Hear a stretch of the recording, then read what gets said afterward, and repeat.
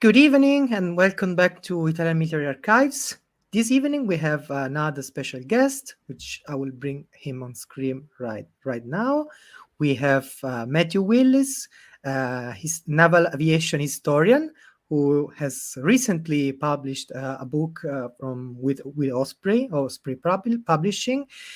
The book is about British torpedo bombers versus Axis warship, and as you may have noticed from the title, today we will cover the actions, actually the early actions in the Second World War between the fleet air arm, so the Royal Navy in general, but with a specific focus on the fleet air arm, and of course the Italian Navy, the Regia Marina. So, good evening, Matthew. How are you? I'm very well. Thank you very much for having me on the show, and looking forward to talking more about it. So, you have published a book on hmm with a very specific focus. So, would you like to tell us something about it, and we can go and follow the timeline of events and dig deeper into the actions? Sure. Well, it's part of the very well established Osprey Duel series, in which focuses on two protagonists in conflict. So those can be quite specific or quite general. In this case, we have the Royal Navy torpedo bombers, carrier-based torpedo bombers, I should say, although not always operating from carriers, against Axis warships, mostly meaning in this context surface warships. So we look at the torpedo bombers in their in their best known and some of their lesser known attacks against Axis warships, some of the bigger ones against the battleships, against smaller surface ships, not going into the sort of anti-submarine operations and convoy protection operations, very much the sort of open sea fleet action kind of stuff. So we look at the Battle of Taranto, we look at the operation against the Bismarck, and things like the Channel Dash, but also some of the lesser known operations that don't really get looked at, which I think are very interesting in the way that they fit into the whole history. Yeah, and talking about obscure and lesser talked actions, I would like to begin exactly from this, because we talk Mm. about Taranto, we talk about other actions, but we talk about the Battle of Calabria. But in the summer of 1940, the very first skirmishes between the Royal Navy and the Fleet Air Arm and the Regia Marina Mm. are a series of torpedo bomber attacks against small Italian ships, basically destroyers and torpedo boats based in the Libyan harbors, Tobruk and Benghazi, to name a few. And these are very interesting because also they provide the training ground for Taranto, isn't it? Mm. This is very much how I see it, yes, where they appear to be quite sort of small scale in some ways, but when you look into the operations in the way they were planned and the way they were carried out and the sorts of problems that they faced, some of them were quite successful in themselves. Some of them were less successful than they might have been. But the interesting thing for me is that each time you see them finding the problems and working on ways to try and surmount those problems, which later are all kind of combined into the attack on the fleet anchorage at Taranto. So, I mean, it's important to say, I think, that that when Italy comes into the war against Britain and France in June 1940, this is quite a blow to the Royal Navy, because they weren't expecting to have to fight Italy. They weren't really planning to fight Italy at the time. They had their hands full elsewhere. So they'd had big losses in the Norwegian campaign from April to June 1940, and some losses over Dunkirk and places like that as well. So they're very much sort of building up from having taken a bit of a bruising, and from not having been terribly successful in those earlier conflicts. So certainly by sort of early July 1940. I mean, shall we sort of just continue and talk about this sort of No, yeah, yeah. first attempt? Continue. No, continue, please. Sure, sure. Well, at the time you have in the Eastern Mediterranean, HMS Eagle, which is an old aircraft carrier. It was commissioned in 1918. It was based on the hull of a battleship for the Chilean Navy, which was sort of seized is probably the wrong word. It was appropriated and built into an aircraft carrier right at the beginning of the history of that form of naval aviation. And as a result, it was not at the state of the art at all. It was very small for an aircraft carrier. It was rather slow. It didn't have much capacity for aircraft. It didn't have very good protection. But this was all that the Royal Navy had in that half of the Mediterranean at the time, which was operating out of Alexandria. So that was what they had to work with, which wasn't a great deal, and so they were building up knowledge, building up experience, and there were some reports. They started to receive reports of destroyers and merchantmen in the various harbours along the North African coast, and were taking decided to take sort of opportunistic action to try and use their strength in carrier-based torpedo bombers to try and erode some of the Italian Navy's strength. The first one of these on the 5th of July was against shipping in Tobruk. They received some reconnaissance reports of shipping in Tobruk harbour. And so 9 swordfish from 813 Squadron, they weren't flying from HMS Eagle at the time. They'd been disembarked to Sidi Barrani, where they could take, where they could sort of rapidly take advantage of reconnaissance reports of shipping in harbour further along the coast. And they were led by Lieutenant Commander Nicholas Kennedy, who was the squadron commander of 813 Squadron. And so they found several destroyers and merchantmen, and they sank the destroyer Zafiro, and the destroyer Euro, I believe, had to be beached. And I think 1 merchantman was sunk and 2 were damaged. For I think no loss in the swordfish. So it was obviously not a huge blow to the Italian Navy, but it was it was a success. It deprived the Italian Navy of two destroyers and a merchantman, and some damage that had to be repaired. And so this was kind of a first score chalked up for the Fleet Air Arm against the Italian Navy. It's quite soon after hostilities commenced.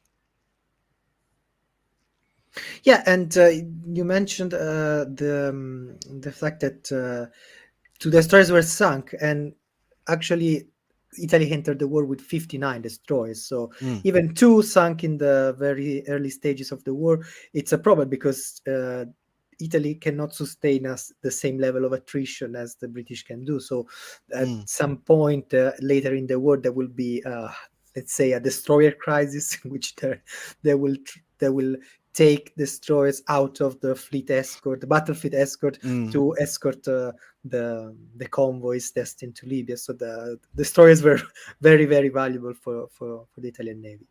Yeah. And actually, I have a question for you. These early attacks, the torpedo used in these attacks, were deploying the magnetic fuse, or they were contact fuse? The very early ones were the contact fuse. Okay. Which was again, this was and again, I think which these issues, I mean, you kind of think that actually, attacking ships in harbour is shooting fish in a barrel. It's easy. Actually, it's not. There are all kinds of problems, particularly for torpedo aircraft, which have to be worked out. And these are some of the problems that the Fleet Air Arm has faced, particularly in Norway, places like that. But trying to, where the water is shallow, torpedoes traditionally need a certain amount of depth to work Mm-hmm. properly, and this is why you mentioned the magnetic fuse, which will sort of come into the story a little bit later. But um, you've got to set them to run at a certain depth. What tends to happen is they go into the water and they dive down, and then they have to kind of come back up again to their operating depth. So you need a bit more water than is actually the depth that you're setting them to run in. So there are compromises there.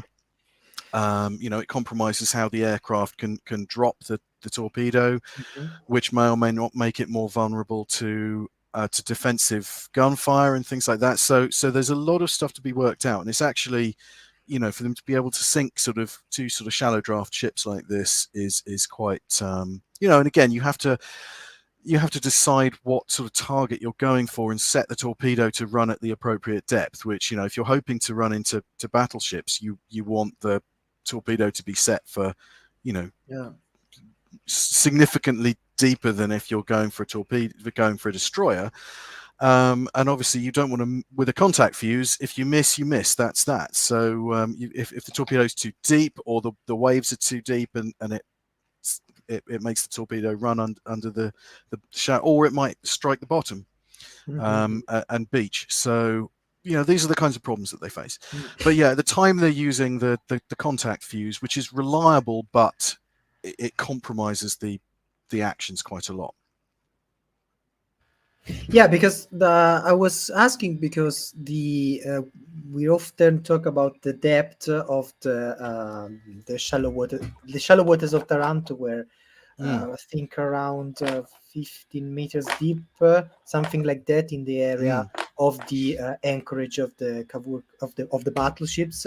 Yeah. So and they were also going below the torpedo nets. The torpedo Yeah. nets reached like 10 meters deep, Yeah. and the Yeah. torpedoes were able to pass beneath, like half a meter below the nets, and exploding below the keel. So that Yeah. caused several damage, especially to the rebuilt battleship. But then Yeah. I imagine, I don't know the exact data on the depth of the Libyan harbors, but I Mm. don't think they were deeper than 10 meters. So Yeah. this torpedo have to be released at a very low altitude to not sink in the bottom of the sea.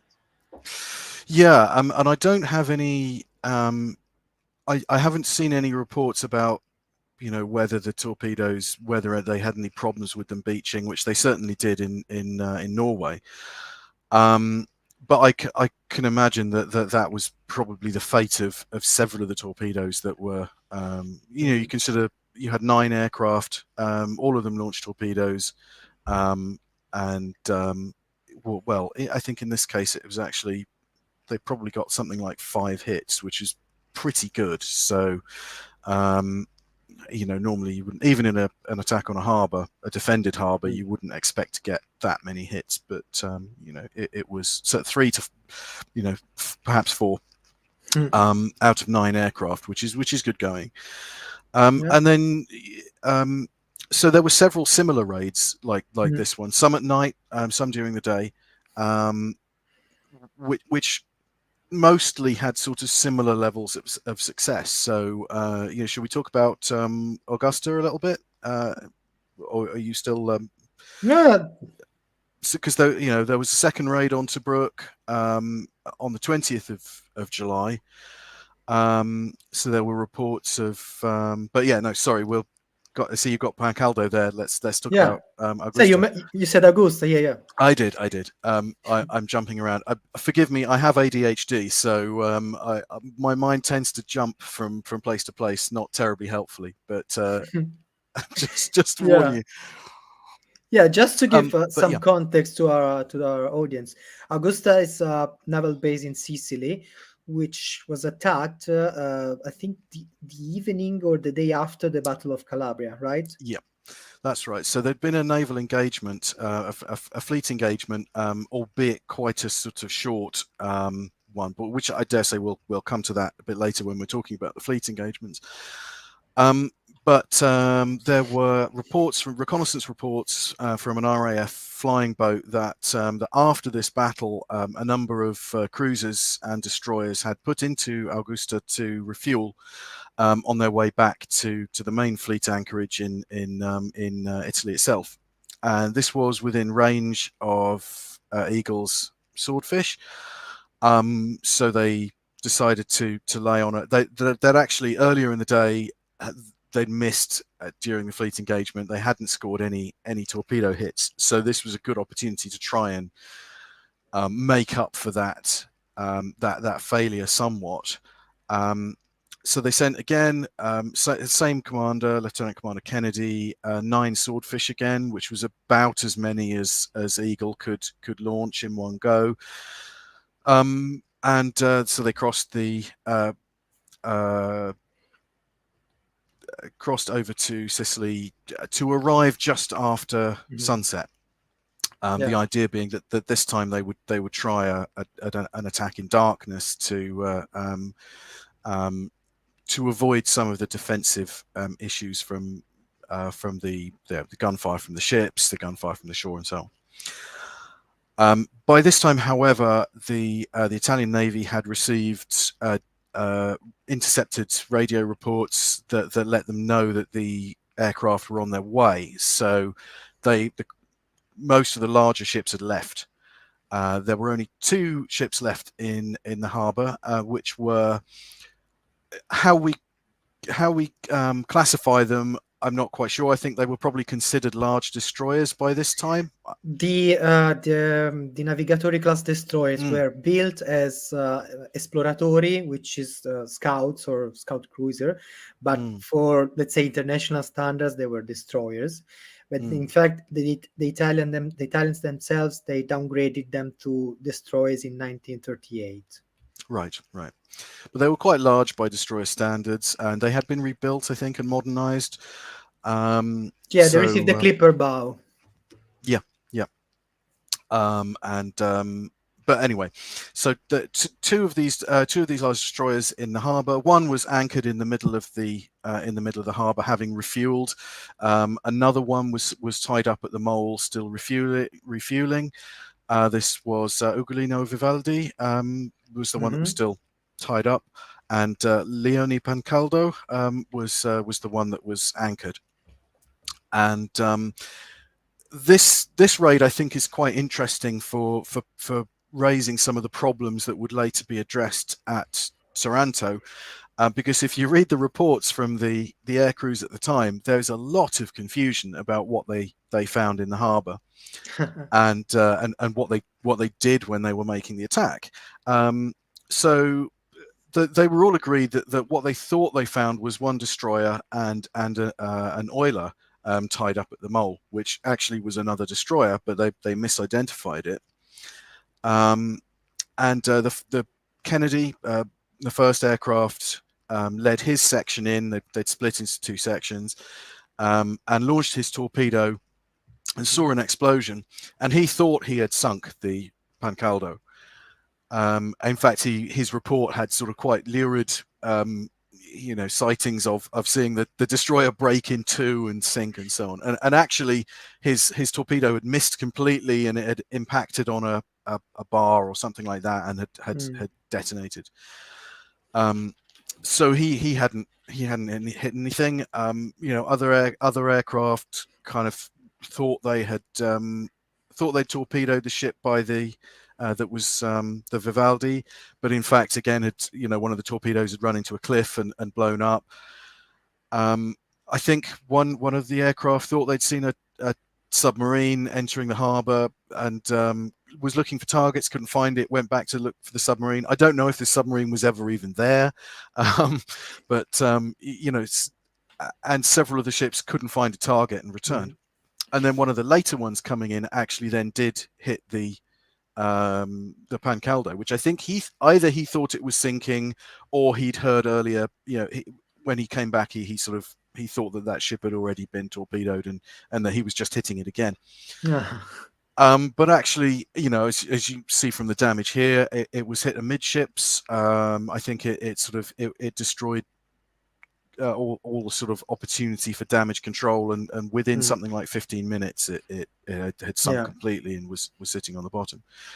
Now the ship was actually raised later on. I think was it sort of a year or It two later. Yeah, it re-entered service.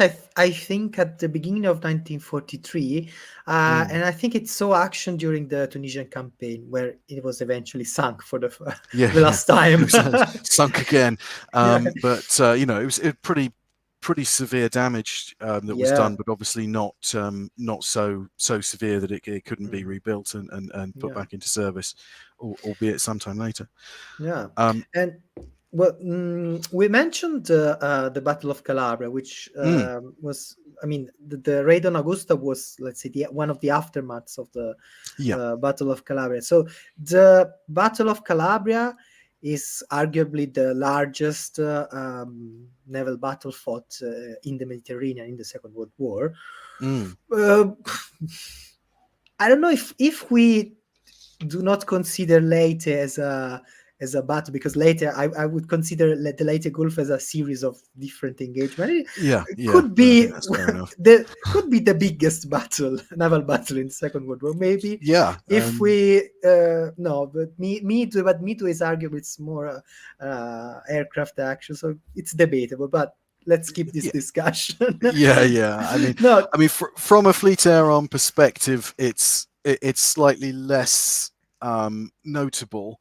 yeah. Um, but again, this sort of it, there are several of these occasions which are really potentially lost opportunities for the Fleet Air Arm.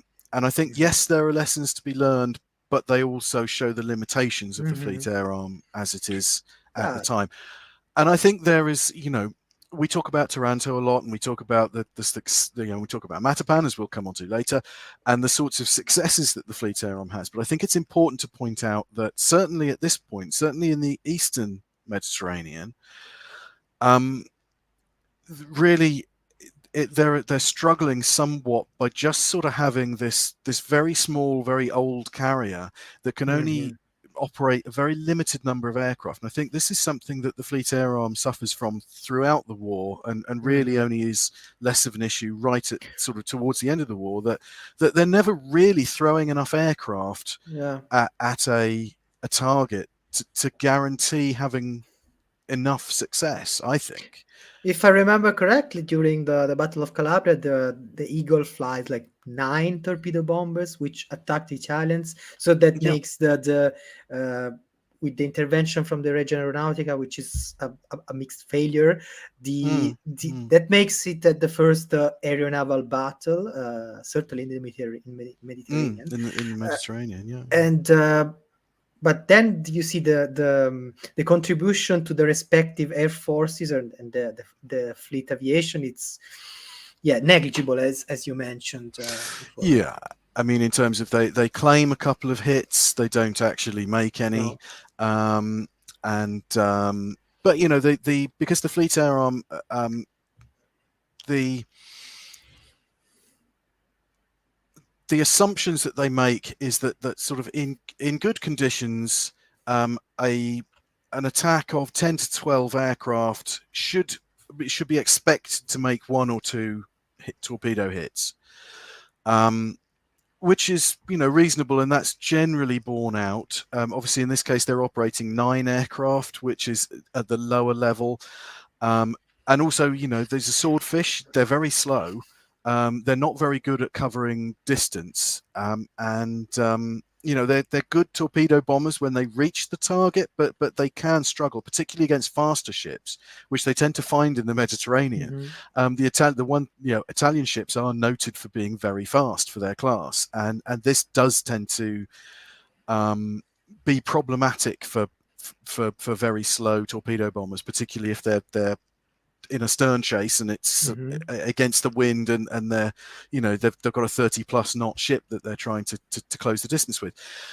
Yeah, so they managed to launch 2 strikes of around 9 aircraft. They've got the problem for them is they've got to operate the shadowers as well to try and keep the location of the Italian fleet. and they tend to need, you know, around 4 aircraft in the air at any one time to keep the shadowers on station, to maintain the position of the Italian fleet. And this happens with the first strike, actually, is that they sorry, this, I think it's the second strike, that they're launching the strike, and that's all their capacity, so they can't launch further shadowers. So there's a gap in the, and then at this point, actually, the Italian fleet changes course, and so they lose them for a little while. And when, you know, time is a consideration, this is an issue as well. So this is the sort of limitations that they're operating under, and I think that they're doing good work. And it's pointed out that Eagle is sort of, during this engagement, is operating its Swordfish for 9 hours constantly. They're always working on bringing aircraft up, striking aircraft down, turning into the wind, launching aircraft, landing aircraft on, and they're doing this for 9 hours constantly with a very old ship that's kind of worn out and you know, frankly, obsolescent aircraft that they don't have enough of. So given that, they've done well, but they haven't actually hit any of the ships. So, you know, it's a lesson. And I think they probably regard this as disappointing. But then this brings us later to Taranto, which it's the culminating point. The Royal Navy has received a brand new aircraft carrier, the Illustrious, which allows to improve the fleet air arm capacities and carry more aircraft, of course. And all this training, this experience gathered in the previous months pays off. So I mean, we have dedicated on this channel an entire live on Taranto. So I encourage our listeners to retrieve it. So, but what would you? So because this is not a live on Taranto, so what would you underline of this raid? From your perspective, from the perspective of the work you have done in your book. Yeah, well, I think for me the important thing is to see it in its context as a culmination of this earlier work that's gone on, and without those earlier raids on Augusta, on Tobruk,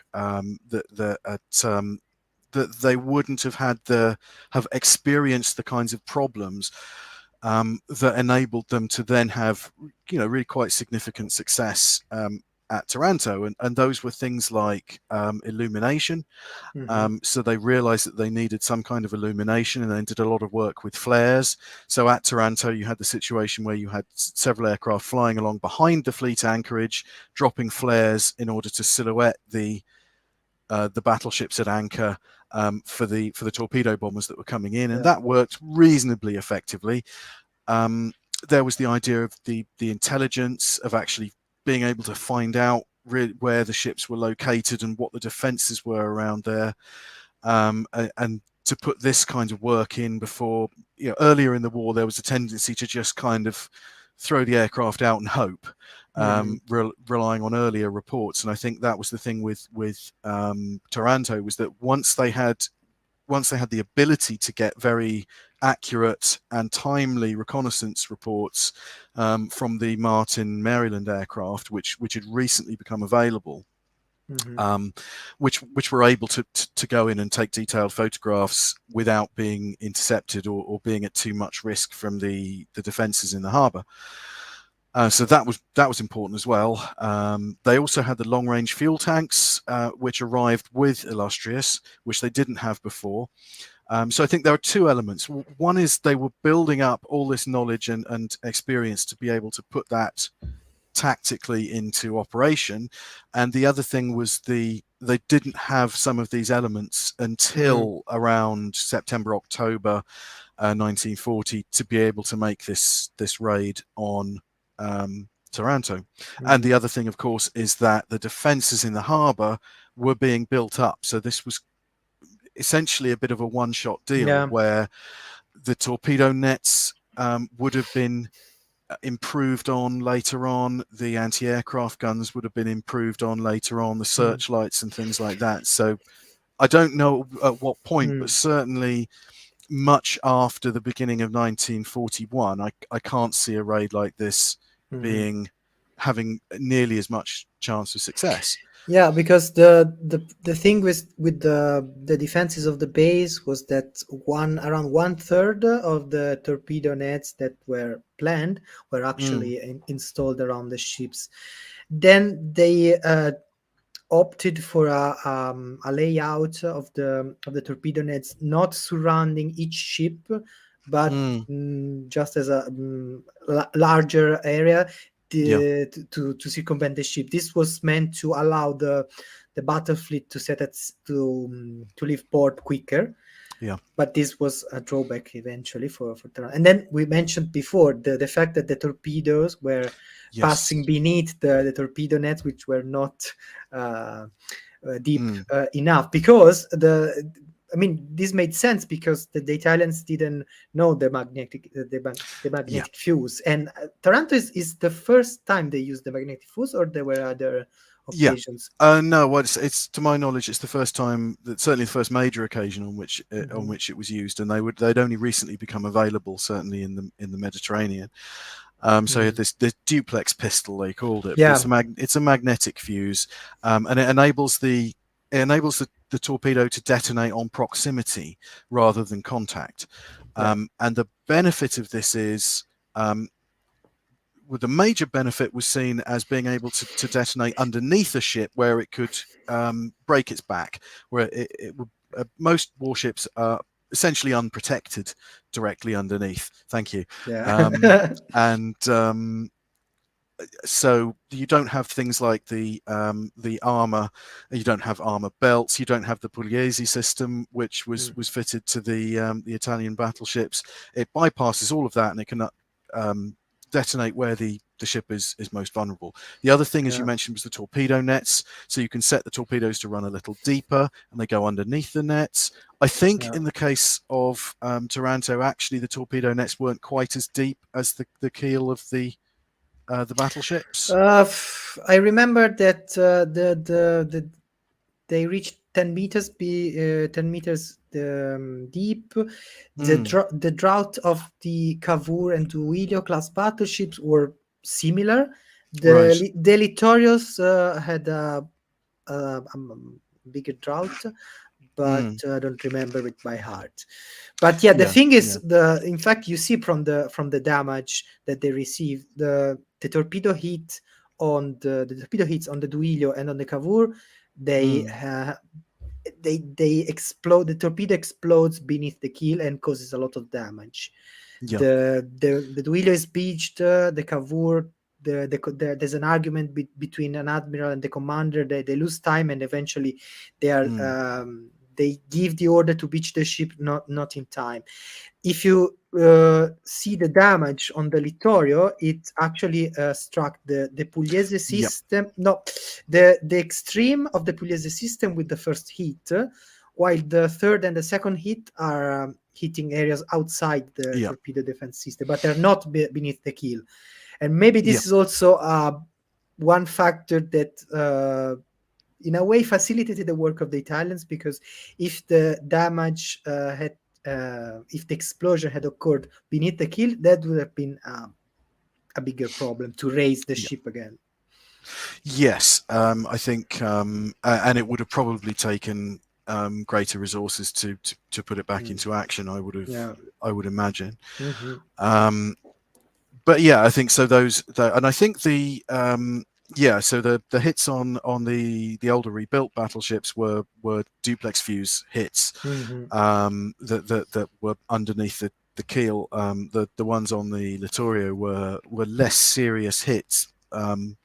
But Obviously they still caused a lot of flooding, Hmm. but they weren't quite so the structurally the damaging. the funny thing is, many I've seen in the past many people criticizing the Pugliese system for this failure, but actually if you take the six torpedo hits that the Littorio and the Vittorio Veneto have received in the war, Yeah, actually only one hits the ships in the area covered by the Pugliese system. Another mm, one, like the second hit here at Taranto, hits the yeah, extreme part yeah, where the cylinder is smaller, so you mm, have to so the system is less effective. But the problem is that the first two hits on the Littorio didn't compromise the ship. The problem came with the second, with the third hit, sorry, that caused a lot of flooding. And then there was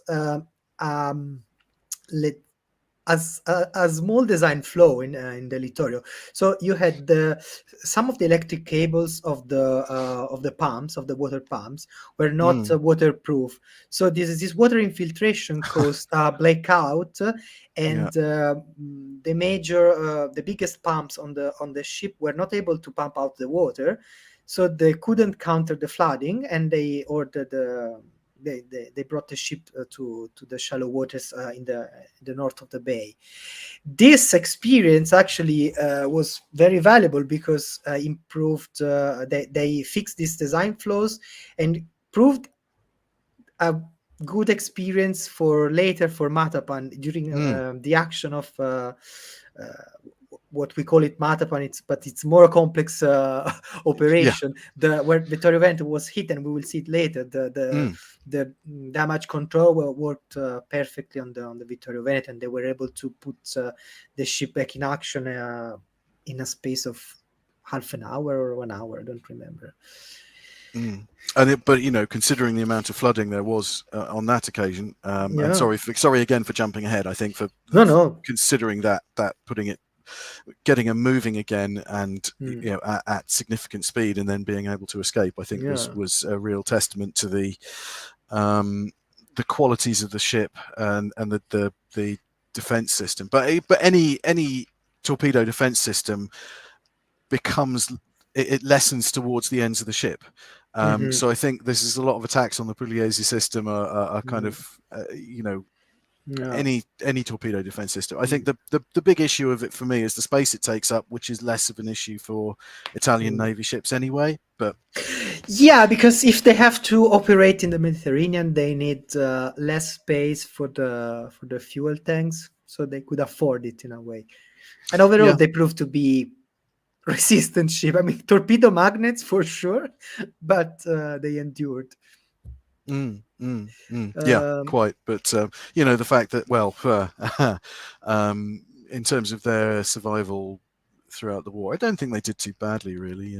But considering if you also consider the Pugliese system proved also instrumental to resist to the explosion of the Fritz X bomb that exploded near the Italia, so the former Littorio that was renamed Italia.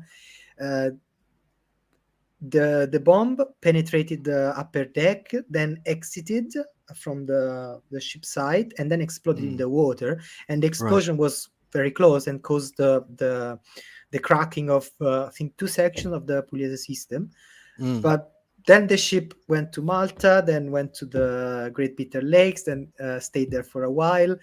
It received a very superficial patch up, but then in 1946 they came back to Italy, and still it was never fully repaired. Oh, really? Okay. Yes. Yeah. I suppose it's peacetime economy for you, but yeah.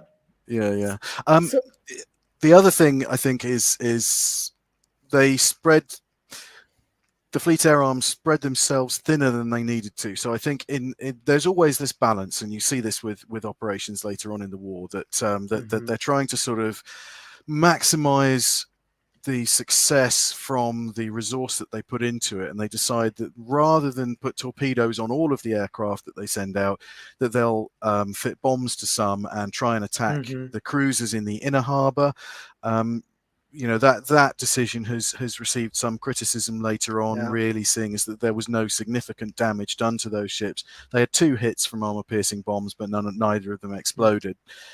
And then there's a question of, well, when you've got the battleship sitting there, shouldn't you really just throw everything at them? And that's received some criticism later on. I think this was a lesson that the Fleet Air Arm learned later on with the attacks on the Tirpitz, for one thing, which is that if you try and sort of trying to think of the word now, but you're trying to sort of hedge your bets and try and sort of go for a multitude of different targets and sort of balance a smaller amount of damage on a larger number of targets, actually it didn't seem to Yeah, so reap any because benefits. I mean, this is I completely agree, because if you have the battleship sitting there, you better use the torpedoes, because if your goal is to deal the knockout blow to the Italian Navy, you have to go with the torpedoes. I think, and this brings to a point that I always raise in the discussions over Taranto. I mean, Taranto is a indisputable tactical success. The thing is, it's it's a missed opportunity for the Royal Navy in a way, because it doesn't knock out the Italian Navy out of the war. It Mm-hmm. doesn't compromise its let's say its threat. Let's say, because we have to remember that a week later you have this myth that after Taranto the Yeah. Italians were hiding in port, but the week after, the Vittorio Veneto and the Giulio Cesare sailed to intercept an operation meant to launch a fighter aircraft to Yeah. reinforce Malta. So the Italians continue to use the supply routes to Libya. In January, February, March, they transport the Africa Corps there. Mm-hmm. So strategically, it doesn't change that much. I have an opinion that what happens in Taranto has an impact on the on Cape Spartivento, that we will see Yeah. in a while. But then we have to remember that the Mediterranean remains blockaded, and Mm-hmm. Mm-hmm. the threat is still there. Yeah. So if they went with much more torpedo bombers, that would have probably changed the course of the war in the Mediterranean. Yeah, I mean, there was the opportunity there. As it was, it didn't change anything major. It wasn't a strategic victory, really. It was important. It helped the Royal Navy somewhat, Certainly.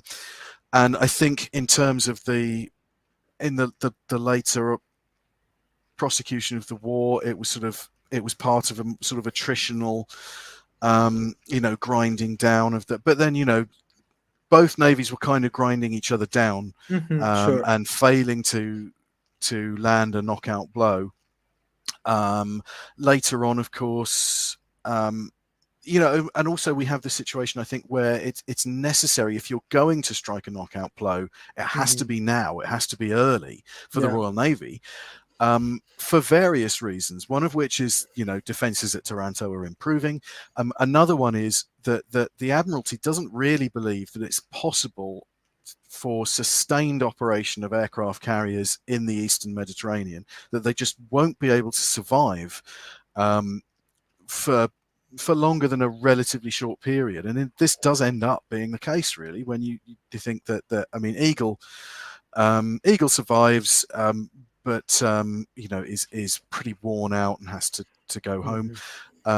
Illustrious, which has just arrived. I mean, actually, that's another factor, is that that Taranto could have been bigger because it was meant to incorporate both carriers, but Eagle had developed faults with her aviation fuel system because of near misses that she'd taken from bombs from the Regia Aeronautica. So in a sense, the Regia Aeronautica managed to mission kill, managed to erode the success of Taranto, and I don't think we should underestimate that. Really. It was kind of an Italian success. Didn't realize it at the time, but everything in the Mediterranean war is connected, and at an amazing level.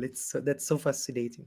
It's this sort of arterial war of convoys, and the sort of the north-south arteries that have to be kept open for Italy's war, and the east-west arteries that have to be kept open for the Allies' war, and it's all about that.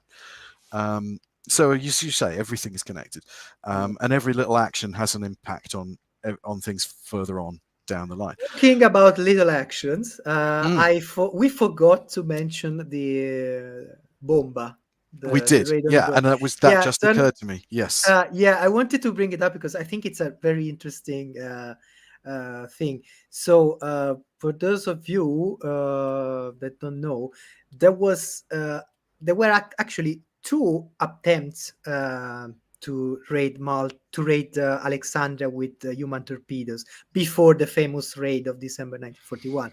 The very first one was attempted in August 1940 with the submarine Iride carrying three human torpedoes of the 10th MIS flotilla, which at the time was known as the first MIS flotilla. And there were the Iride had to link up with a support ship and a destroyer in the Gulf of Bomba, which is east of Tobruk in Libya. And they were in the course of transferring the human torpedoes and the personnel on the Iride to cover the final trade between Bomba and Alexandria, and they were attacked by swordfish torpedo bombers, right? Mm. Yes. So this was another one of these cases of these opportunistic raids that were taken by the aircraft from Eagle that had been disembarked to. I haven't got that noted down. But yeah, these were aircraft. I think 824 Squadron, the other squadron that was based on Eagle, who were led by the Royal Marine Captain Ollie Patch. And this was another one of the cases of one of these raids where they were based there, hoping to sort of pounce on reconnaissance reports of shipping off the Libyan coast, and they received a report of a couple of destroyers and a submarine and a support vessel. So they set off, and found these vessels kind of sitting there, and there wasn't an awful lot they could do. And a section of the aircraft went in straight at the Iride. Another section sort of went round the back and came in at the Monte Gargano, which is the support vessel. There was a torpedo boat there, the Calypso, I believe, which I think, I don't know if they were one of the aircraft launched at that, but I don't think they hit it, or maybe there was slight damage or something. But yeah, so the submarine just broke in two and sank, and the support vessel too. I don't know what the sort of, I mean, this was sort of really celebrated, slightly unfairly in Royal Navy circles, because once again, with this kind of confusion over target identification and acquisition, somehow they thought they'd managed to sink 4 ships with 3 torpedoes, because some of them were quite close together, and you see explosions and water spouts and things like that, and this was kind of they came back. I think probably because the later reconnaissance reports suggested that all 4 vessels that they saw had been sunk. I believe the Italian ships were sighted by bombers that were coming back from a bombing mission, and they were spotted the Italians for randomly. They signaled their presence, they sent reconnaissance aircraft, and then they sent the bombers, right? Yeah. So this tended to be how these things happen, and I think why they liked to disembark some of the swordfish when Eagle wasn't on a cruise to take advantage of some of these reports, because they could be responded to quite quickly, and they could get aircraft in the air, and even with the slow speed of the swordfish, they could get there within reasonable time to, not always, as we found out with Augusta, but most, particularly with the ones along the Libyan coast, they generally could get there in time to the reconnaissance reports weren't out of date. So yeah, and I think they had no idea at the time of the significance of this submarine that they'd sunk. Which I think again was to me, this was sort of potentially an opportunity to shift the balance of power in the Regia Marina's favour. Whether or not it would have worked out, but it certainly, whether it could have flipped Taranto, who knows? Yeah, the thing is, I think I told you the last time we spoke that that was the very first attempt by the Italians using this kind of weapons. And given the outcome of the subsequent human torpedo attacks in 1940 and 1941, which collected a good amount of failures because they still had to fix the human torpedoes, they were malfunctioning and so on. They later developed the cylinders to carry the human torpedoes. Yeah. If the Iride had arrived before Alexandria, I'm skeptical that they would have managed to accomplish the mission, given what we have seen later.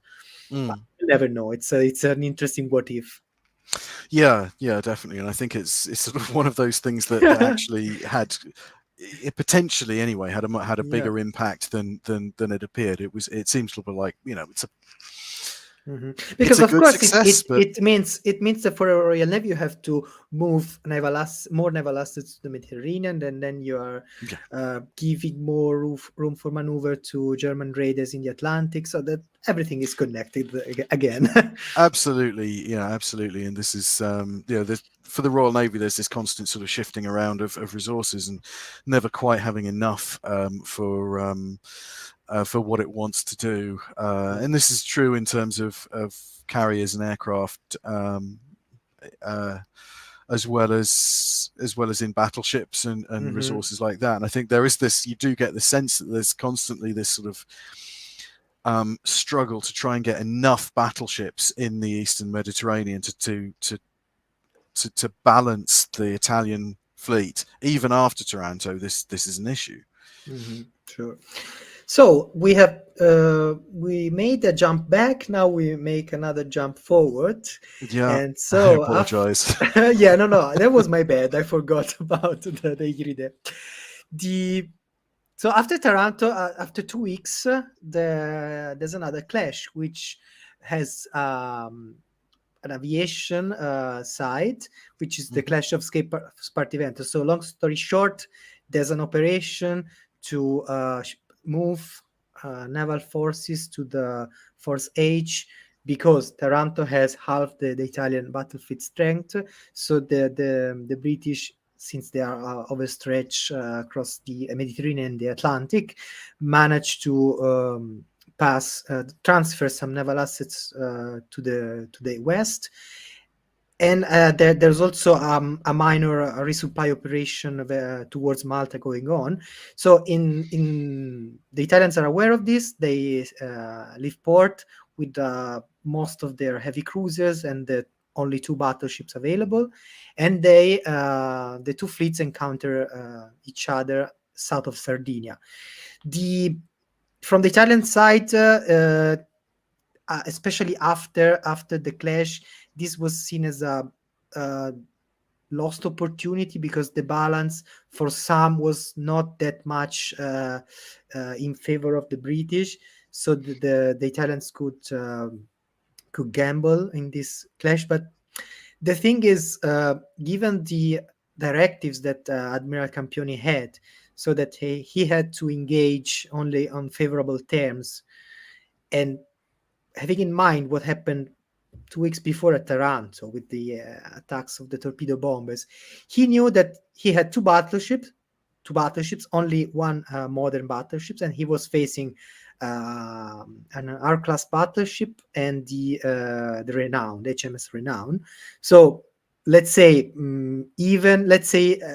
even on capital ships, but then there was the aircraft carrier. He had an advantage on heavy cruises, but he considered that this was not a fight on favorable terms, and he decided to disengage. But the order arrived a bit late, and in the meantime, the Italian heavy cruisers under Admiral Iachino engaged the British cruiser, and this was the gunfire action of this clash, let's say. But there is even a torpedo bomber attack, right? Yeah, and I think there were several strikes launched. There was, I think, probably things were somewhat confused on the British side just trying to work out exactly which forces they were facing and where they were facing them. And actually, there's a remark that Admiral Somerville made in his report that initially, when he got reports of the Italian battle fleet, he was skeptical that that was what was being reported. He thought that perhaps it was his own ships of the Mediterranean fleet that were being reported in error, because he was surprised to see the Italian fleet as far west as it was. So that kind of delayed his actions slightly. Because Somerville had actually spent some time with the Italian Navy in the First World War, so he sort of, he was basing his thinking on the way they were operating. So, but I think it also does show that Campione was operating quite boldly, quite energetically, less than a month after Taranto. So it was certainly putting his ships where they were, sort of in terms of the level of support they could expect from land-based aircraft and that kind of thing. But yeah, so there were strikes launched. Actually, I mean, Ark Royal in this case it's at the time the only British carrier that really can accommodate a really decent number of aircraft, like about 50 aircraft or something like that, which is so it has a bit more freedom in terms of being able to launch larger strikes that we talked about. They also have some dive bombers. They've got some Blackburn Skua dive bombers, which are sort of have to act as fighters sometimes, but they can carry a 500-pound semi-armor piercing bomb, which has sunk a few ships already in the war. So they send out a strike, which I think claims a hit on one of the battleships, but actually hasn't scored any hits. This again affects thinking later on, because Somerville thinks that they've hit one of the battleships, whereas in fact they haven't. They then get reports of a disabled cruiser, which I think is actually a disabled destroyer. Yeah, it was the Lanciere. So they're trying to look for that and trying to send a force to attack that. They fail to find it, but they actually then find the British torpedo bombers, the second strike. Then they find some Italian cruisers and they attack those, and they don't hit them either. And then there's a strike of dive bombers, which goes out sort of quite late in the day, which is looking for the disabled cruiser, which is actually a destroyer. And they find some other cruisers and attack those and think they've scored a hit. And I believe the Italian Navy initially reports that the cruiser's been hit, but then downgrades that to near misses. So I think they did slight damage to the Bolzano later on in the engagement. Yeah, if I remember it's pretty correctly. minor damage. Yeah. The Bolzano received light damage. There was, I think I remember, a claim from the British that they hit another heavy cruiser, which was the Fiume. But then the because they spotted a cloud of black smoke, but actually it was a minor fire that ignited on the ship. But I think it was due to the combustion of some something. I don't remember. It was a minor fire that was spotted by the British, and they exchanged it for a hit on the cruiser. Okay.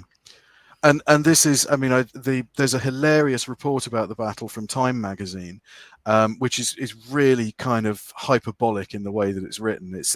I'll send that to you, but it's really quite funny in the way it's written. And they note that the Italian Navy brings sort of neutral war correspondents to Taranto to look at the battleships and confirm that they haven't received torpedo hits from the British. So I think they're quite sort of annoyed by these reports, and they report like 13 aircraft shot down, whereas actually it was one, and things like that. So it was the actually propaganda war. Sorry, the propaganda war. Well, indeed, yeah, absolutely. And I think actually there was. But either side did very little damage to each other. I think there was the cruisers got into action, and there was a bit of kind of, and as you mentioned, the destroyer, which the British failed to find, and also, as you mentioned to me earlier, which kind of comes on to the later action at Matapan, where they leave the whole division of destroyers to guard the withdrawal of this damaged destroyer.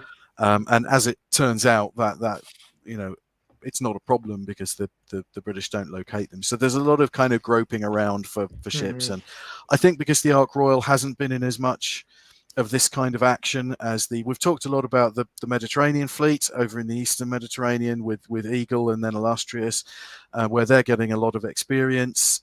Force H with Ark Royal hasn't had so much experience yet, so they make some slip ups, and really in terms of, I think you mentioned that it was seen as a missed opportunity for the Italians. I think it's far more of a missed opportunity for the Royal Navy, really, because I think given the resources that they had available, they really ought to have been able to expect at least a couple of torpedo hits on some major warships.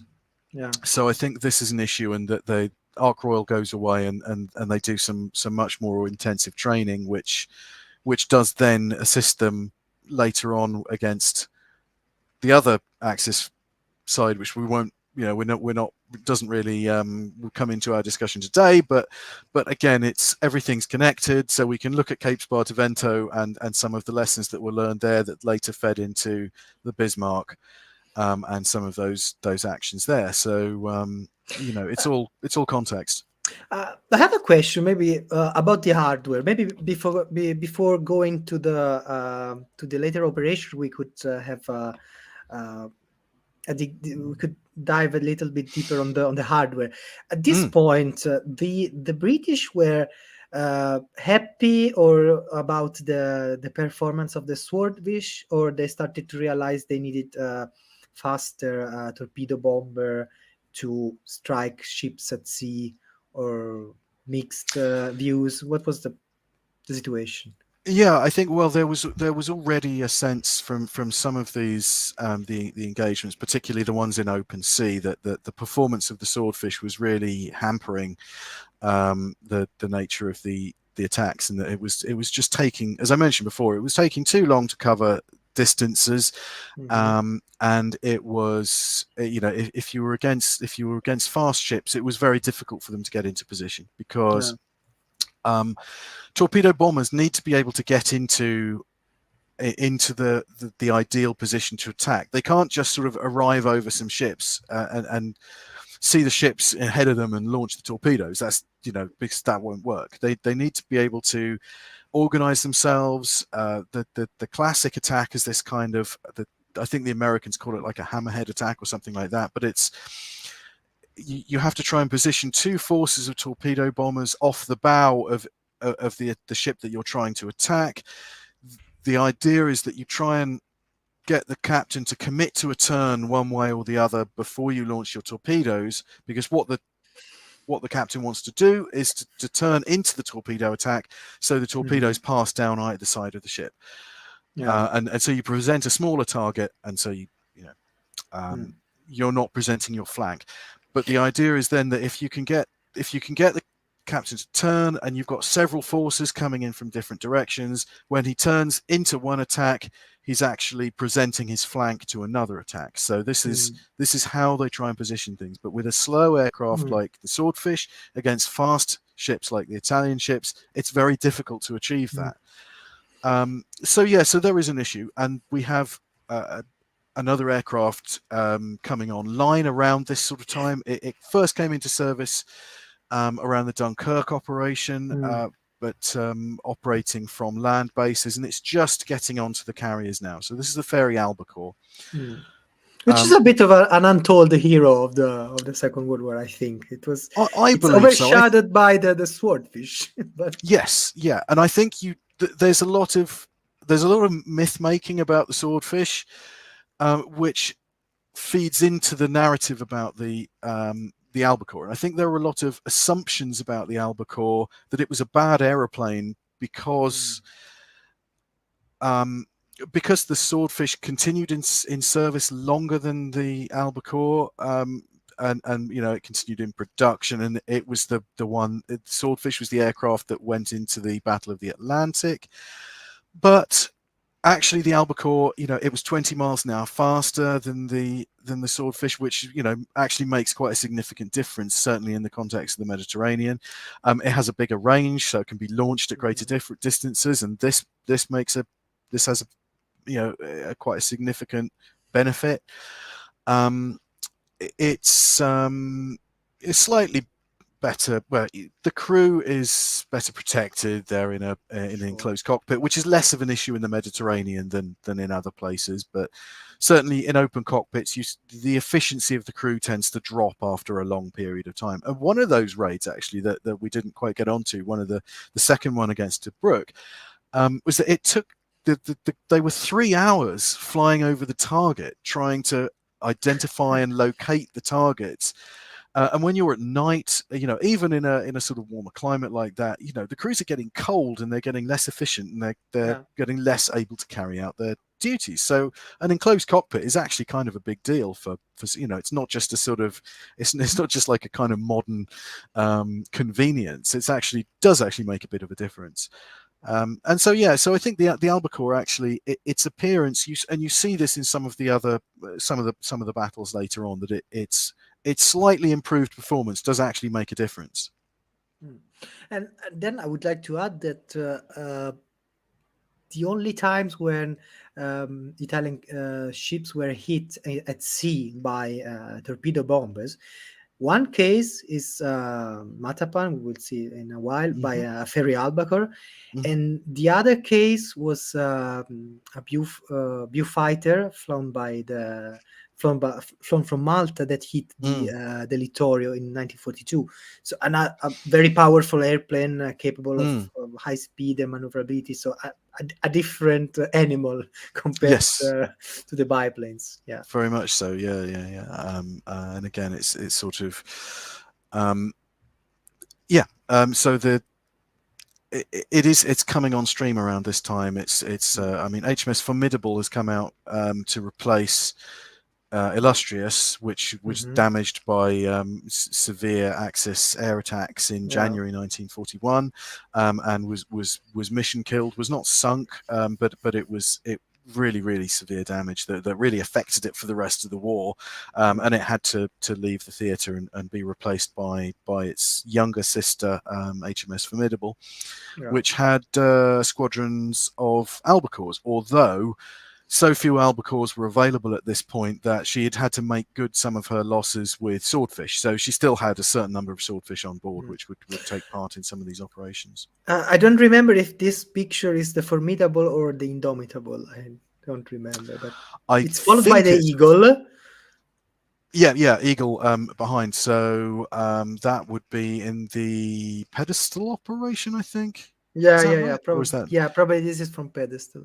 Yeah. If it's pedestal, then it will either be Victorious or Indomitable, and I can't remember which. And my identification is not sufficiently good to tell you exactly which. We will work which on one this. that is. Yeah. It should be, but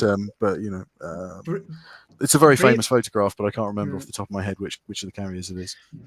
Brief, continue a little bit on the hardware, because I wanted to introduce to the anti-aircraft guns that the Italians deployed against these torpedo bombers, because it's also a subject covered in the book, right?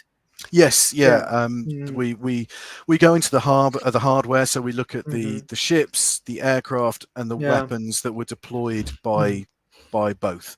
So the torpedo and the anti-aircraft guns, I think, were quite an interesting section of that, because the Italians embarked a large array of a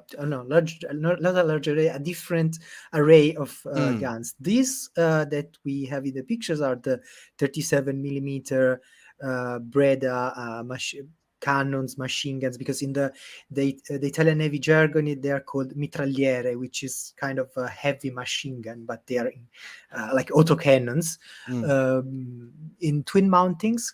In the picture on the right, you see it beside 381 millimeter shell from a Littorio class battleship, and these were actually very good guns for the they had an optimal range, I think, of between 4,000 and 5,000 meters.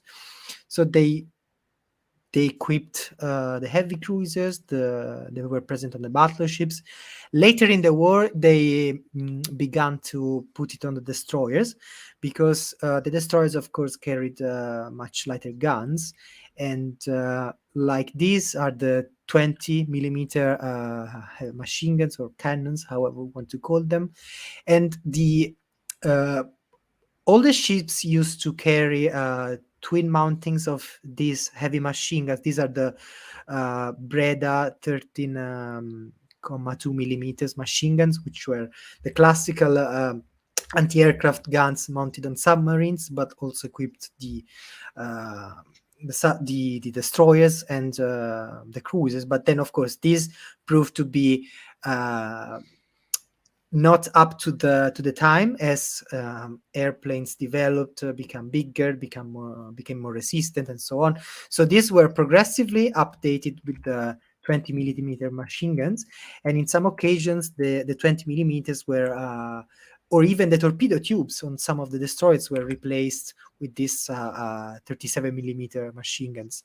Also, curious thing, the on the Zara class cruisers, which carried four twin mountings of 100 millimeter guns, anti-aircraft guns, they removed the two mountings placed towards the stern of the ship, and they replaced each mounting with two twin mountings of these 37 millimeter heavy machine guns. So these were, let's say, the main weapons used, the main light weapons used for anti-aircraft fire. Mixed evaluation, mixed perception on this, because some of them were not sufficient for, of course, countering dive bombers. Level bombers were a bit more useful for countering torpedo bombers. Then, moving to the heavier guns, we have the already mentioned 100 millimeter twin guns that were present basically on every cruiser. They were present also on the Cavour class battleships, and they were built from actually an Austro-Hungarian design. They took the design of the Skoda guns developed in the Austro-Hungarian Empire, and they equipped most of the cruisers of the Regia Marina. Their problem was that the rate of fire became not sufficient for the barrage required for World War II style operations, and they also the elevation was I think maximum plus 85 degrees, something like that. So it could not be elevated to 90 degrees, and so was less capable. In fact, the subsequent heavy anti-aircraft armament took the shape of the 90/50, the 90 millimeter guns developed by Otto and Ansaldo, that equipped both they were designed to equip the Littorio class battleships, and then they eventually ended up also on the rebuilt Duilius. They were very good weapons, good elevation, good rate of fire. I think 12 on paper, 16 rounds per minute. Of course, in real condition was a bit lower, around 12 or 13 rounds per minute. They were excellent guns, and they also gave birth to the land counterpart, the 90/53 gun. Their only problem was the stabilization system, because the Italians designed a very complex stabilization system for these guns, and that caused some failures during their lifetime, and that was the main issue of these guns. But they were overall judged as very, very good weapons.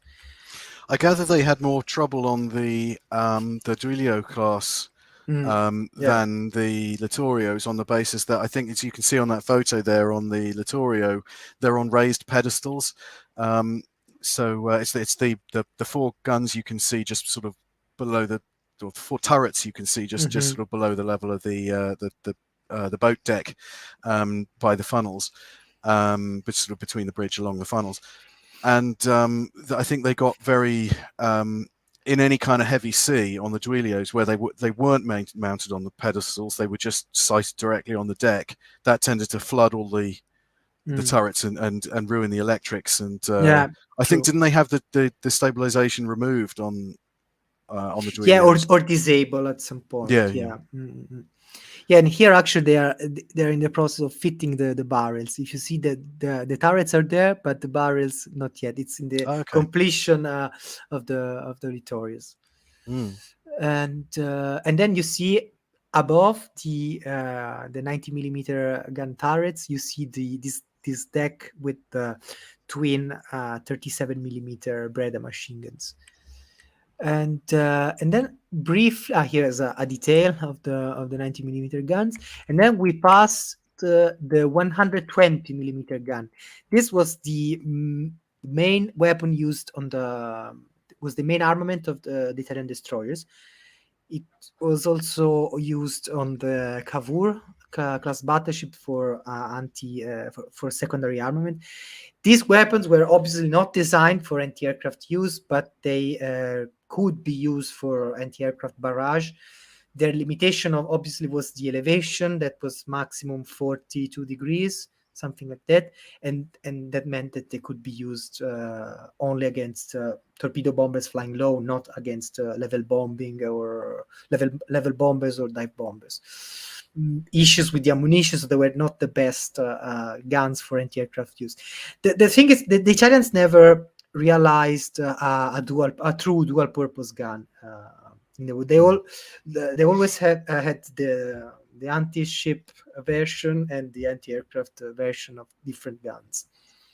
I mean, there's compromises on both sides, and obviously with the British 5.25-inch gun, the fact that it took a long time Mm. to get that gun really working adequately, Mm. That shows was that present on there's. the King George V class battleship, right? Yes, and I think it is sometimes blamed for or implicated in the sinking of the Prince of Wales, which was, you know, it's possibly one factor, but Mm. obviously later on it became very effective, but it did take a lot of time and effort to get that gun functioning, just because of the increased complexity of a gun that can work as an anti-surface vessel and Yeah. anti-aircraft weapon. So there are, and I think the Germans found um, similar issues with some of their dual purpose guns. But Mm. yeah, no, it was interesting, and I think certainly as well as the director side of the anti-aircraft defenses, which is something that I found quite interesting looking into in the researching in the book, was the way that the guns themselves and the way that the guns were operated and controlled during an engagement, Mm. which again I think the Italian Navy had a fairly sophisticated director system on the newer battleships, certainly, and cruisers. I think some of the smaller ships less so. The yeah, the at least the littorals had an insane amount of rangefinders, fire directions, positions. Mm, mm. But I think well, I'd be interested to see um, how effective it was considered to be. Certainly, when we come to Matapan, there's certainly I think the anti-aircraft gunnery is doing its job for the most part. Certainly compared to some of the earlier engagements, and this is something again that you can see improving throughout the war. And most major navies, I think, are putting a lot more resource and effort into anti-aircraft gunnery from ships. Most navies, I think, start somewhat inadequate and build up to something that's a lot more formidable later on in the Mhm. war. And I think this is certainly the case.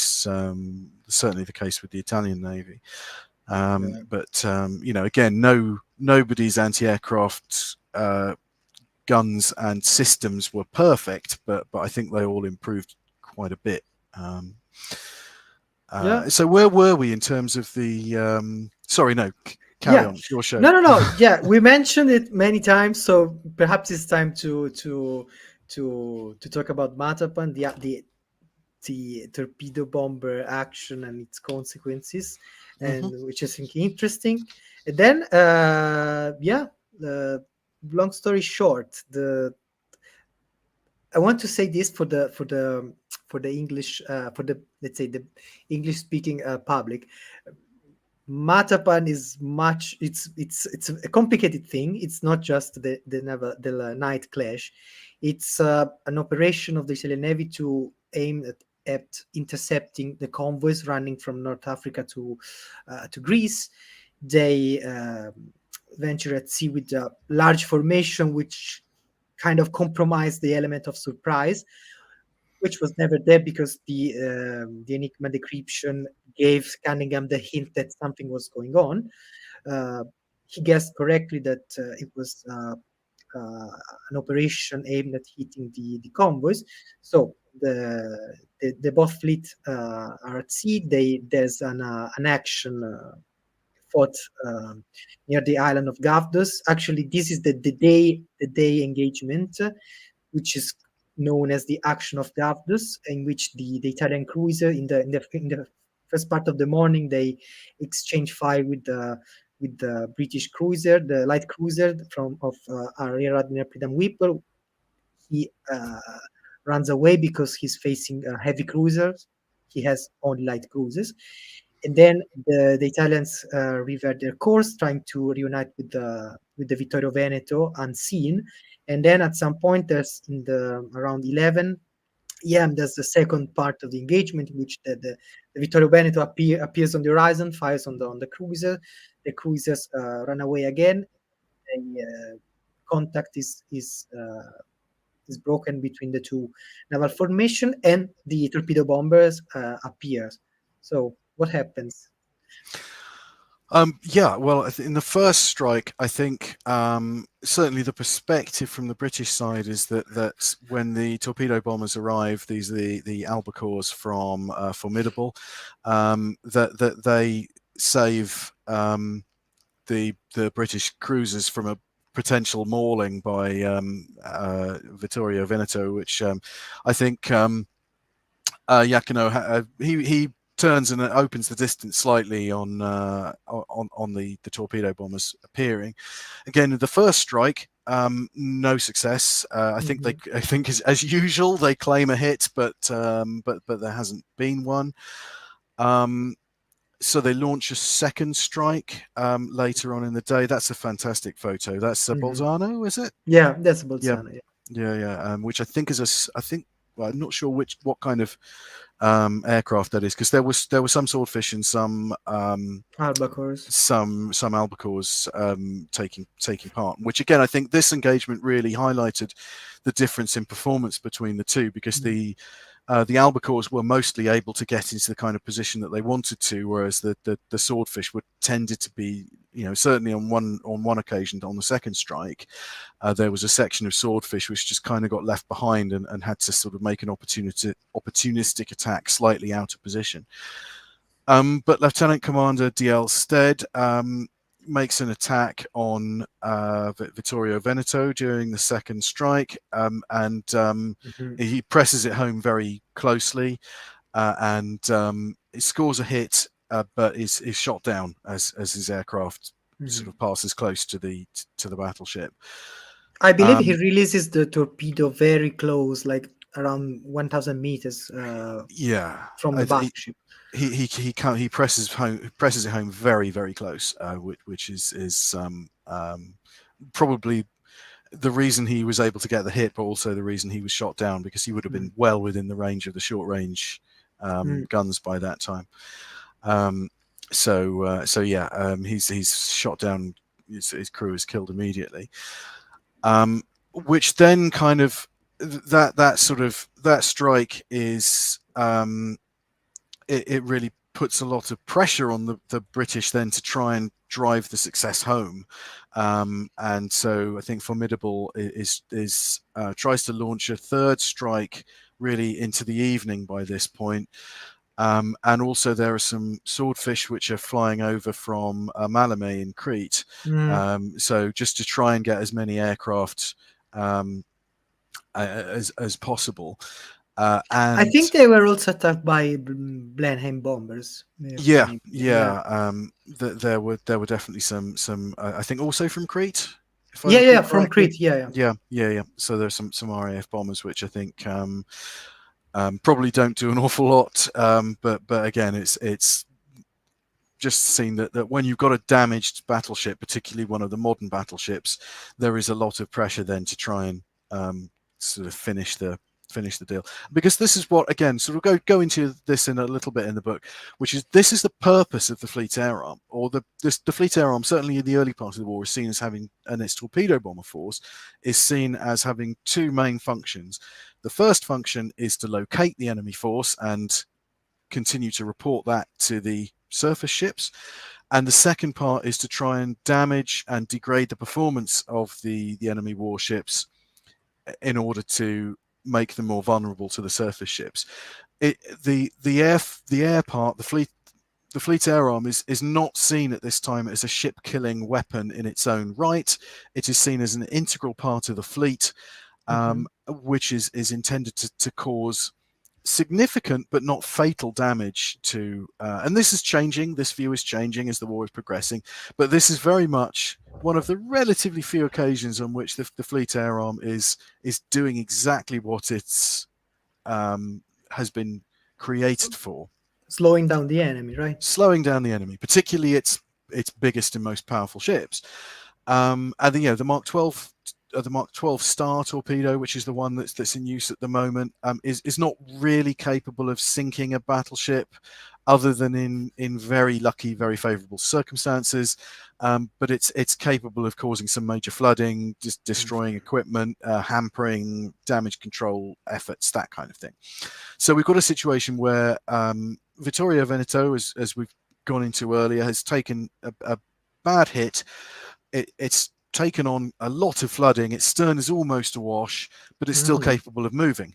Yeah. And I think it's capable of a fairly good speed at this sort of time. As Yeah, if I'm, the after immediately they stop the engines for a while, then they are able mm, to restart it in the space of an hour, I think, and they are already able to develop 14, 15 knots, yeah, then 16, and then eventually 19 knots. And this mm, is for what eventually will jeopardize the Cunningham's plan, because before the last attack, the Pola gets hit. The idea was to intercept the Italian battleship at night mm, with the destroyers, and so launch the torpedoes and yeah. attack the battleship at night. That was the plan. The plan, of course, is jeopardized by the following events, which we will see in a while. Sure, sure. So the third strike is launched, which includes some aircraft from 815 Squadron, Swordfish from Malame, who are trying to coordinate with the aircraft from Formidable. And I Mm, think, if anything, this hampers the operation slightly, because they arrive before sunset and they try and stand off to wait for the yeah. albacores to arrive after sunset. And this sort of warns the Italian fleet that there is another strike in the offing, and it gives them a long time to prepare. And I think Iachino has assembled all his forces and really focused the formation on protecting Vittorio Veneto at this point, and formed a very So strong. yeah, he has rejoined with the heavy cruisers of Admiral Cattaneo. So the Vittorio Veneto is at the center of the formation. Uh, Forward and aft, you have two destroyers. Then you have three heavy cruisers on both sides, and then you have the destroyer screen on the extreme. The, Mm, on the right and on the left. So it's a very compact formation. It was meant to repel the torpedo bomber attacks, because Iachino had embarked a group of Italian deciphers, so they were able to decipher the British transmission. So they knew that the attack was coming. So they assembled in this formation. They prepared. Also, Iachino gave some orders to use the searchlight to like blind Oh the yeah. British pilots. So it was a formation meant to protect the battleship, which was the prize that Cunningham wanted Mm. to get his hands on.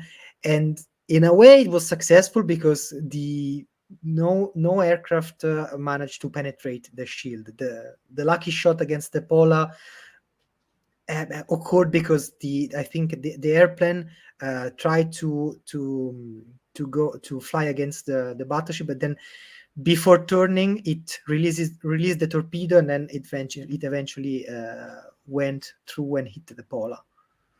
Yeah, I mean, certainly the reports from the Fleet Air Arm crews were that they just met a wall of gunfire. Basically, they faced an incredibly powerful barrage that they tried to make a sort of squadron strength attack to start with, and were just turned back and couldn't get through.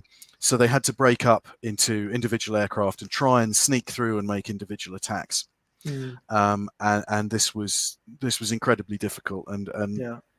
in the end, as you say, quite late on in the so they were, you had these aircraft buzzing around for some time trying to look for sort of weaknesses in the screen to try and sneak through and break through. And in the end, and then you have it's at night, so you have the same sort of problems of identification that you've had in previous engagements. And one of the things that seems to hamper the British, or the British consider that the Italian cruisers and battleships look very similar, yeah, I don't know how true that is, but certainly there were similarities in the silhouette, Certainly perhaps. true for the Abruzzi light cruisers and the Cavour class battleship. They are very similar from Right. the design. So Right. the So yeah, I mean, there were times when I think they weren't sure whether they were attacking cruisers or battleships. And as you say, we're quite late in the engagement, and we don't even know which aircraft it was, because numerous aircraft claimed to have made attacks on warships and scored hits. There was only one major hit, which was on the heavy cruiser Polar, and which it disabled it, basically. Tell me if I'm wrong. The British at this point were not aware that they had crippled the Pola, right? No. Yeah. I think because again, all of the people who claimed that they'd scored hits claimed that they'd hit the battleship. So I think there was a thought that they'd hit Vittorio Veneto again. But certainly, yeah, there was no knowledge at this point that it was a heavy cruiser that had been struck. So I think again, you have this, as happens several times in these engagements, is that there are slightly different forces and they aren't quite sure which one they're engaging at any particular time, or they might be looking for one and find another. And that happened at Spartivento, and it as we find out, they're not, as far as they're concerned, there's the main Italian force, and that's what's there. That's it. Yeah. So just long story short, the Pola is crippled. It has the engine room flooded. It's unable to move. Actually, the Pola is the second in the line. The first you have the Zara, then you have the Pola, and then the Fiume. The Fiume makes an evasive maneuver to try to avoid the Pola and avoid the collision. Then there's a quite intricate series of signals between the commander of the Pola, Admiral Cattaneo commanding the heavy cruiser division, and then Admiral Iachino on the Vittorio Veneto. So the idea is that the Pola can be saved because also the commander of the Pola requests the towing of the ship, which is a very hard operation to carry out. So imagine the towing of a heavy cruiser in enemy waters. It's a difficult thing, but still, they I think also Admiral Aquino thought that they had to try to tow their ship back to Italy, because almost 1,000 men and a valuable heavy cruiser was worth a try. The decision to send back the entire division, uh, it's because they expected to still be in enemy waters the day after. So they imagined to encounter at least destroyers and maybe light cruisers. So mm, it made sense to leave two heavy cruisers and four destroyers with the crippled Pola, leaving back only two destroyers which already had range issues. They were running on naphtha, because this is another aspect that often is overlooked. The Italian destroyers had a major flaw, which was their range. Their range didn't allow them to operate so far like in the Eastern Mediterranean, and this was perfectly shown in this operation. So yeah, they go back.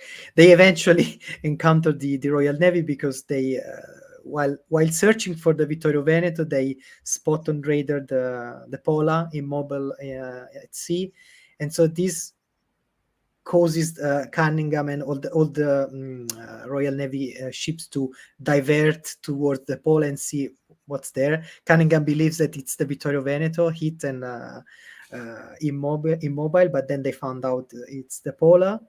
And then of course they see Catanius coming with his ship, and then you have Matapan, which is I hardly call it a battle, because it's not a battle. It's a clash. It's an ambush in the dark, where the Italians have no chance to stand, basically, and they and you have the loss of the three heavy cruisers and the two of the destroyers, while two others managed to escape.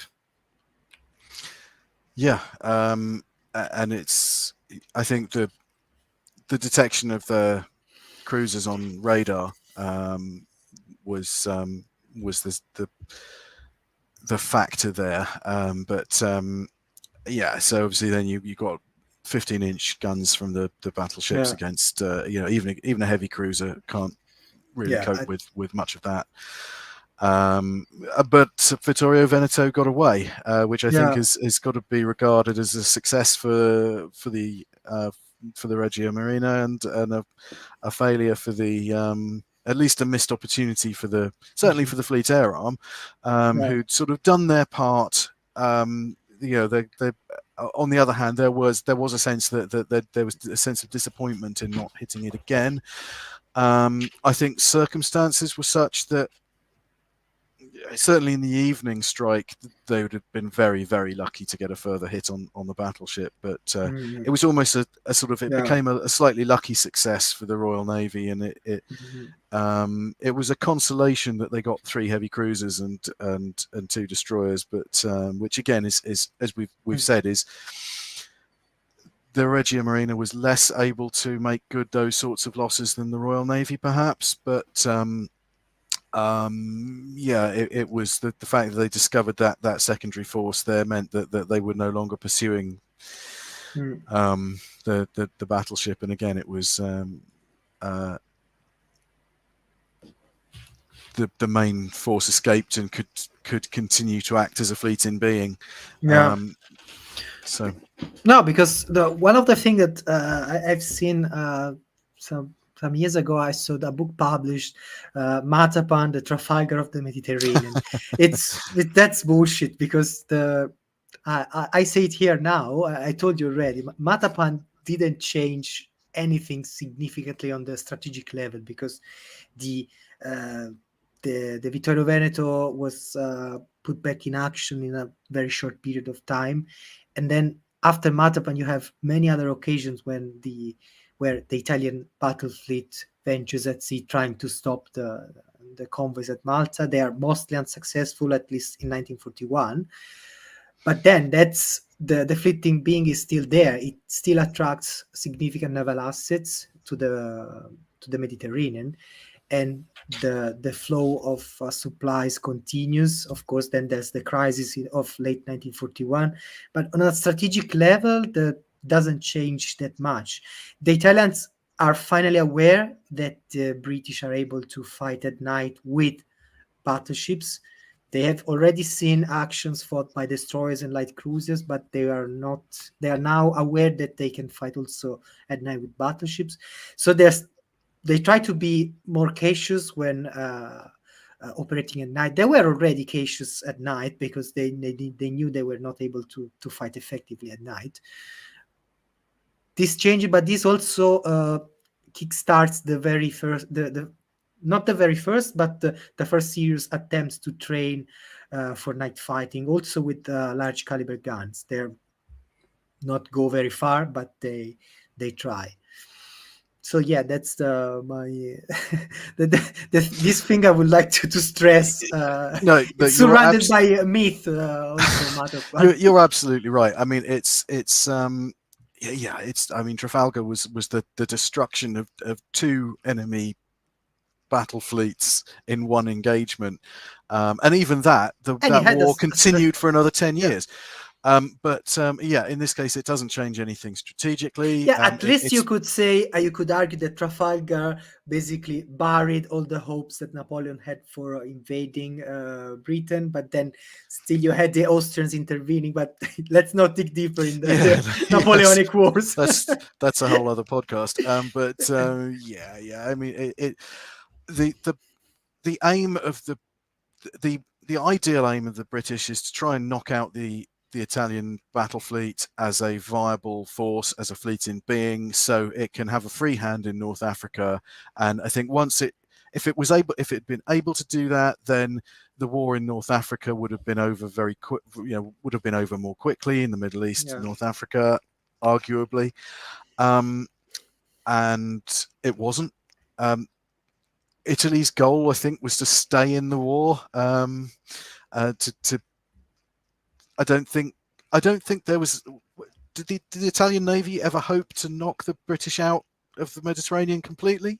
Was that a was that a No, that the directives set by the start of the war clearly stated that the encountering the British at sea in a, let's say, what we call a decisive battle was possible only on favorable terms, because mm, they knew they had very few ships compared to their opponent, and losing, try risking to lose their very valuable battlefield in a engagement was not a useful thing to do. mhm, It was useful to maintain the fleet in being, blockade the Mediterranean, and keep the supply to North Africa. That was the goal, not risking these valuable ships in a useless battle. That was the idea.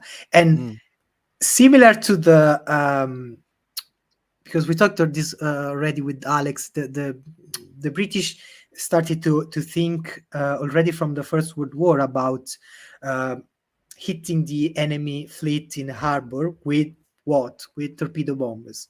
yep, This yep, developed, and they developed the fleet around torpedo bombs, and so the Italians did a similar thing, but on, let's say, beneath the sea and over yep, the sea, with the yep, small MIS torpedo yep, boats, with the human torpedoes. They developed an entirely different yep. concept.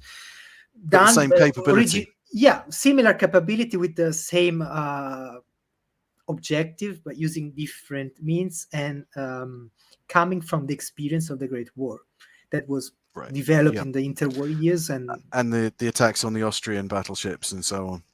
yeah, Yeah. exactly.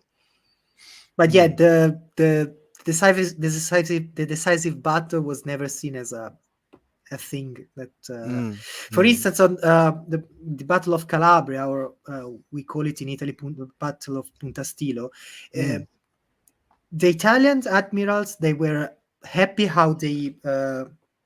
We know that it was an inconclusive encounter on the tactical level. The thing is, the Italian leadership was happy because they gave, how could I say, a good proof of themselves. They behaved in a good way against the most powerful navy in the world. Mm. And we have to remember that at Punta Stilio, the Italians had two rebuilt cavus against three, no, one Queen Elizabeth, the Malaya, the Royal Sovereign, and the Warspite, which Mm. were on paper better armed and Yeah. more protected. They were slower, but Yeah. superior capital ships compared to the cavus. So Campioni demonstrated quite of a degree of aggressiveness there, Mm. Mm. and they behaved well. They stood the fight, but then they also evaluated that they had nothing to gain from these kinds of engagement. It was just losing valuable ships that they were not able to replace. Yeah. That's the point. Yeah. I mean, you have to keep the supply lines open. Yeah. And if you're doing that, then anything else is secondary, I think. Yeah, I mean, I think the Fleet Air Arm scored a number of tactical successes against the Italian Navy, but was never able to secure that or facilitate that knockout blow that I think was desired.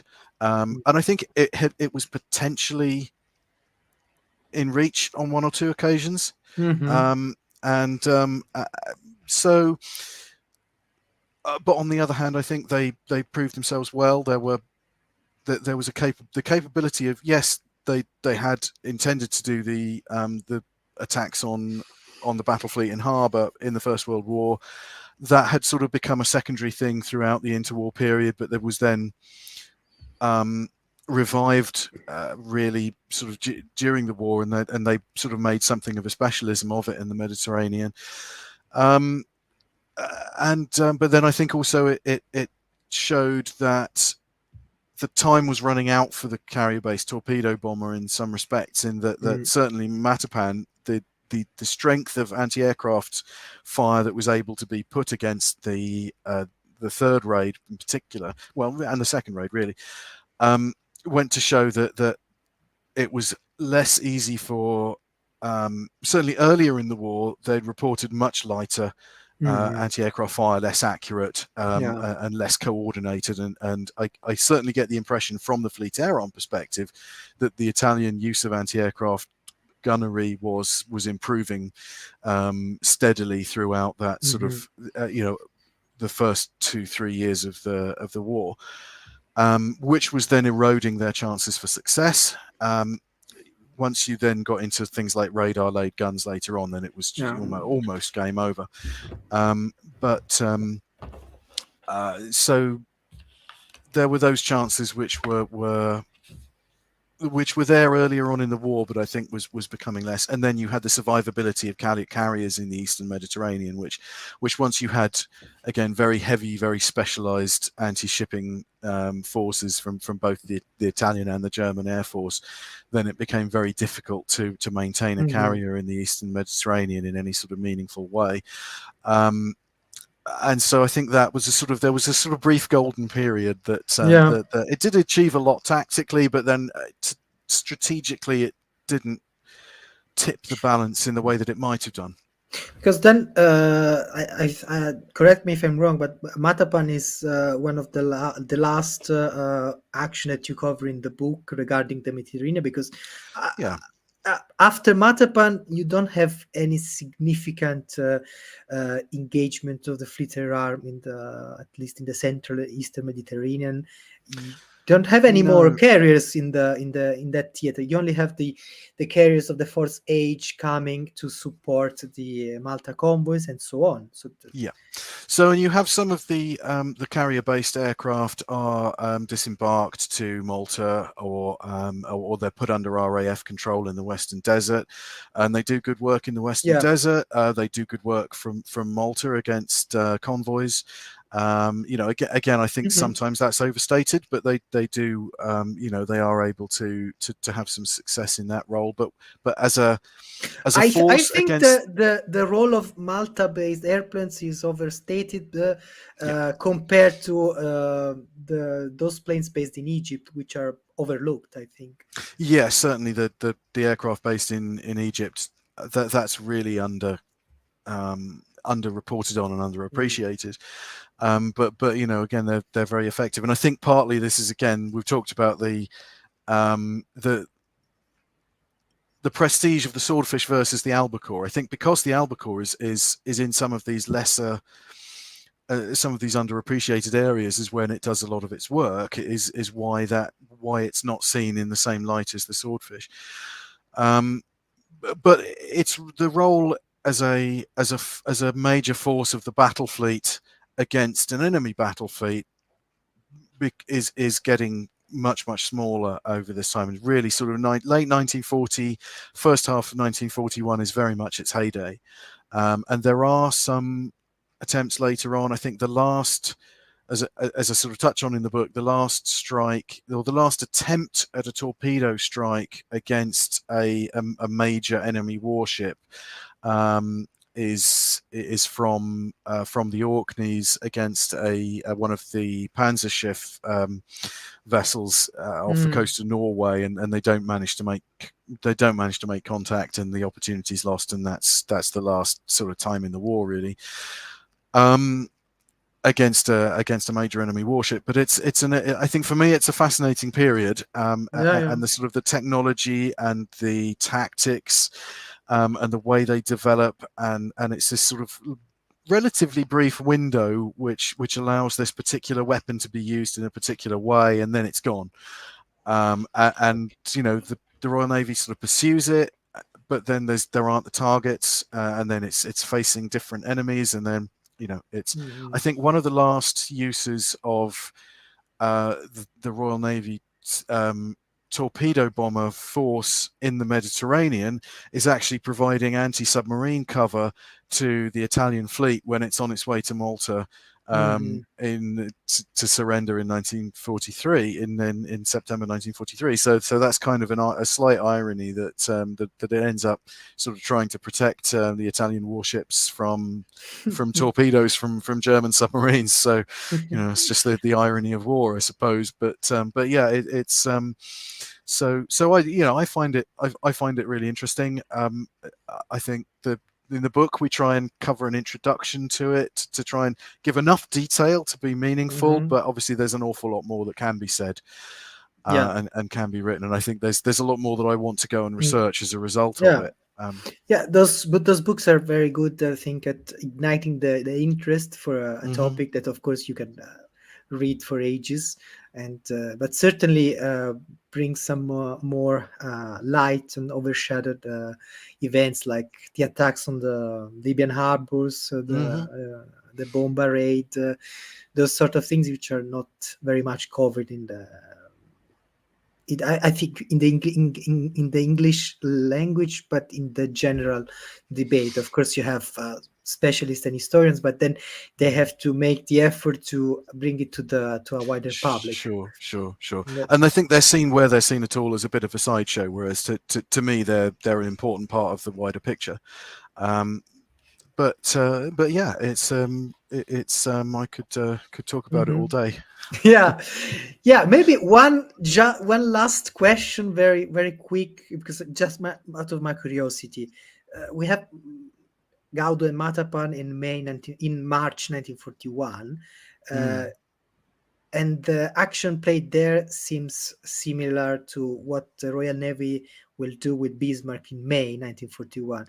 Is there any lessons learned there, or is just the Royal Navy following the manuals and the doctrine in the Bismarck case?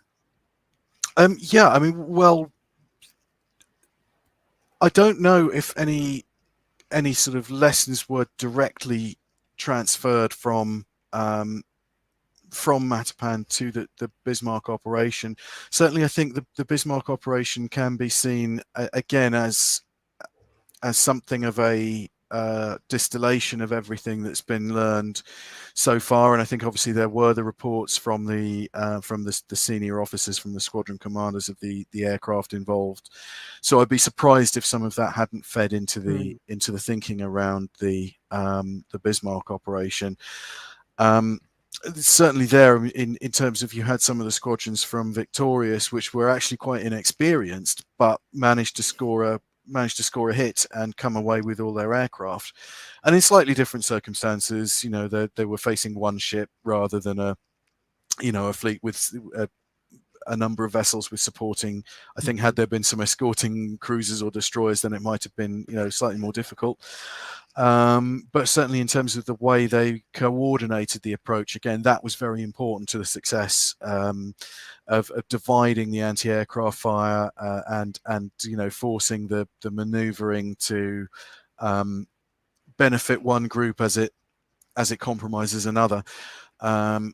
And also, the benefit of, I think there were slightly different circumstances in terms that they could use cloud a lot more, which obviously tends to be less of a factor in the Mediterranean, and use the sort of difficult weather conditions. But I would imagine that there was certainly the experience was in the minds of the commanders. Obviously, it was a different ship, it was different squadrons, but sure. I think it probably. It feels to me the increasing effectiveness of the torpedo bombers at sea throughout that period leads me to consider that, and then later on you have an attack on Tirpitz, which is less effective.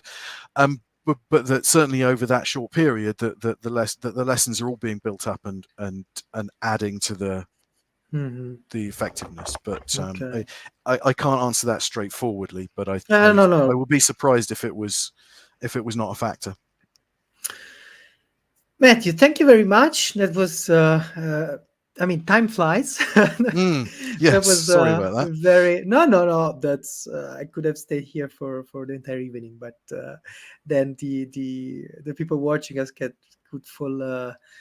fall behind. But I hope some of them are still here. No. The thing is, I have done 3 hours long live shows, but I see that maybe people are less inclined to follow longer shows. So let's try to reduce a bit the length of this show. But it was fascinating and very nice.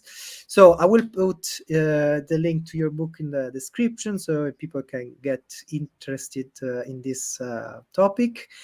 Thank you very much for being here, and I hope this won't be your last appearance. No, I enjoyed it. I'd be delighted to come back. Maybe next time we could talk about Malta more in detail. Yeah, absolutely. Yeah? No, I'm happy to Malta convoys and so on. That would be great. Good. So thank you to the people who are still connected, and see you next time. Bye-bye.